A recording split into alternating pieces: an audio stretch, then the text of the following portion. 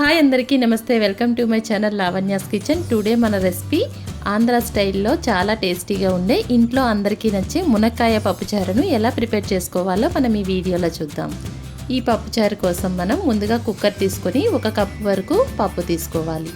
ఈ పప్పుని శుభ్రంగా 1-2 సార్లు కడిగి తీసుకోవాలి. ఇలా కడిగిన పప్పులోకి 1 కప్పుకి 2 కప్స్ వాటర్ అయితే వేసుకోవాలి. ఇలా వాటర్ వేసుకున్న తర్వాత 1 టీ స్పూన్ పసుపు వేసుకోవాలి, 1 టీ స్పూన్ ఆయిల్ వేసుకోవాలి.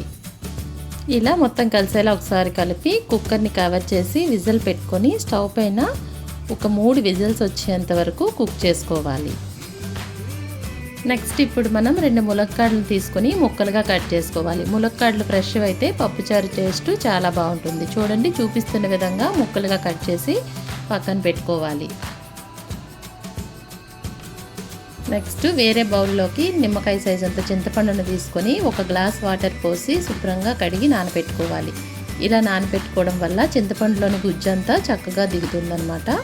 అందుకే ముందుగుండానే నానబెట్టి పక్కన పెట్టుకోవాలి. మీడియం సైజ్ బాగా పండిన 6 టమాటోస్ని తీసుకొని ముక్కలుగా కట్ చేసుకోవాలి. ఈ పప్పుచారులోకి ముక్కలను కొంచెం పెద్ద సైజులో కట్ చేసుకుంటే టేస్ట్ అనమాట చాలా బాగుంటుంది. చూపిస్తున్న విధంగా కట్ చేసి పక్కన పెట్టుకోవాలి.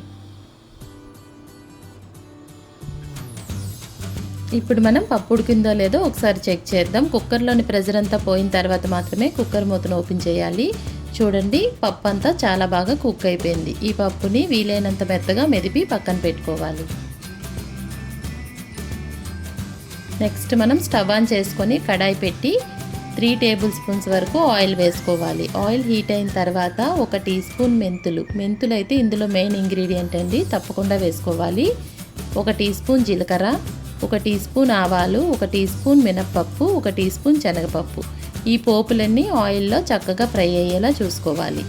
ఇలా పోపులన్నీ చిటపటలాడిన తర్వాత 1 5-6 వెల్లుల్లి రెబ్బలను వేసుకొని చక్కగా వేయించుకోవాలి.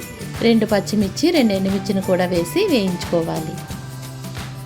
ఇలా పోపు అంతటిని వేయించుకున్న తర్వాత 1 మీడియం సైజ్ ఆనియన్ని ఇలా ముక్కలుగా కట్ చేసుకొని వేసుకోవాలి. కొంచెం కరివేపాకు రెబ్బలు కూడా వేసుకొని పోపు అంతటిని ఆయిల్లో చక్కగా ఫ్రై చేసుకోవాలి. ఇలా పోపు అంతటిని వేయించుకున్న తర్వాత ముందుగా కట్ చేసి పెట్టుకున్న మునక్కాయ ముక్కల్ని ఇప్పుడు ఈ పోపులో వేసుకోవాలి. ఇలా వేసి మునక్కాయ ముక్కల్ని కలుపుతూ 2 మినిట్స్ పాటు కుక్ చేసుకోవాలి. ఇలా మునక్కాయ ముక్కలన్నింటినీ 2 మినిట్స్ పాటు ఆయిల్లో వేయించుకున్న తర్వాత మనం ఇప్పుడు ముందుగా కట్ చేసి పెట్టుకున్న టమాటోస్ని ఇప్పుడు మునక్కాయలో వేసుకోవాలి. ఇలా వేసుకున్న తర్వాత 1 teaspoon salt, 1/2 teaspoon వరకు పసుపు వేసి మొత్తం కలిసేలా కలుపుకోవాలి. ఇలా మొత్తం కలిసేలా కలుపుకున్న తర్వాత లిడ్ కవర్ చేసి 5 మినిట్స్ పాటు కుక్ చేసుకోవాలి. ఇలా కుక్ చేసుకోవడం వల్ల టమాటాలు, మునక్కాడలు 50% వరకు ఇప్పుడే కుక్ అయిపోతాయి. లిడ్ ఓపెన్ చేసి ఒకసారి కలుపుకోవాలి. ఇలా కలుపుకున్న తర్వాత మనం ముందుగా మెదిపి పెట్టుకున్న పప్పు అంతటిని ఇప్పుడు ఈ మునక్కాడలో వేసుకోవాలి.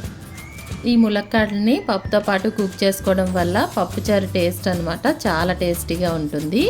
చివరిలో కొంచెం వాటర్ వేసుకోవాలి. ఇందులోనే 2 టేబుల్ స్పూన్స్ చిల్లీ పౌడర్ వేసుకోవాలి. మీ కారానికి తగ్గ వేసుకోవచ్చు. ఇలా వేసుకున్న తర్వాత ఒకసారి కలుపుకోవాలి. ఇలా వాటర్ వేసుకోవడం వల్ల పప్పు అనమాట అడుగు పట్టకుండా ఉంటుంది. ఇలా వేసి పప్పు వేసిన తర్వాత 3 మినిట్స్ పాటు లిడ్ కవర్ చేసి కుక్ చేసుకోవాలి. ఇలా మునక్కాడలు పప్పులో ఉడకడం వల్ల ములక్కాడల్లో ఉండే జ్యూస్ అంతా పప్పులోకి దిగి పప్పుచారు అనమాట చాలా టేస్ట్గా ఉంటుంది. ఇలా ఒకసారి కలుపుకున్న తర్వాత మనం ముందుగా రెడీ చేసి పెట్టుకున్న చింతపండు రసాన్ని ఇప్పుడు ఈ పప్పులో వేసుకోవాలి. వేసి ఒకసారి కలుపుకోవాలి. ఇలా కలుపుకున్న తర్వాత పులుపుని అడ్జస్ట్ చేసుకోవడం కోసం కొంచెం వాటర్ని కూడా వేసుకోవాలి. ఇలా వాటర్ని వేసుకున్న తర్వాత ఒకసారి చూసుకోవాలి. పప్పుచారు అనమాట మరీ పల్చగా కాకుండా అలా అని చిక్కగా కాకుండా మీడియంగా ఉండేటట్టు అయితే చాలా బాగుంటుంది. చూడండి, చూపిస్తున్న విధంగా మనము పులుపుని అడ్జస్ట్ చేసుకోవాలి. పులుపు అడ్జస్ట్ చేయడం కోసం వాటర్ని వేసి అడ్జస్ట్ చేసుకోవాలి. ఇలా మనం 5 మినిట్స్ పాటు కుక్ చేసుకోవాలి. ఇలా పప్పుచారు అంతా తెరలే వరకు కుక్ చేసుకోవాలి. ఇలా పప్పుచారు అంతా తెరిలిన తర్వాత చివరిగా మనం కొంచెం కొత్తిమీరని వేసుకుంటే సరిపోతుంది. ఇలా కొత్తిమీర వేసి ఒకసారి కలుపుకోవాలి. ఇలా కలుపుకున్న తర్వాత స్టవ్ని మీడియం ఫ్లేమ్లో పెట్టి 2 మినిట్స్ పాటు కుక్ చేసుకుంటే సరిపోతుంది. ఎంతో టేస్టీ అయిన మునక్కాడ పప్పుచారు రెడీ అయిపోయింది. ఈ పప్పుచారు సాంబార్ కంటే కూడా చాలా టేస్టీగా ఉంటుంది. ఈ పప్పుచారుని వేడివేడి అన్నంలోకి కొంచెం నెయ్యి వేసుకొని సర్వ్ చేసుకుంటే టేస్ట్ చాలా బాగుంటుంది. ఇంతేనండి రెసిపీ. ఈ రెసిపీ మీకు కూడా నచ్చితే మీరు కూడా ట్రై చేయండి. మరిన్ని ఈజీ అండ్ హెల్తీ రెసిపీస్ కోసం Please do subscribe my channel, share and like for more videos. Thank you for watching.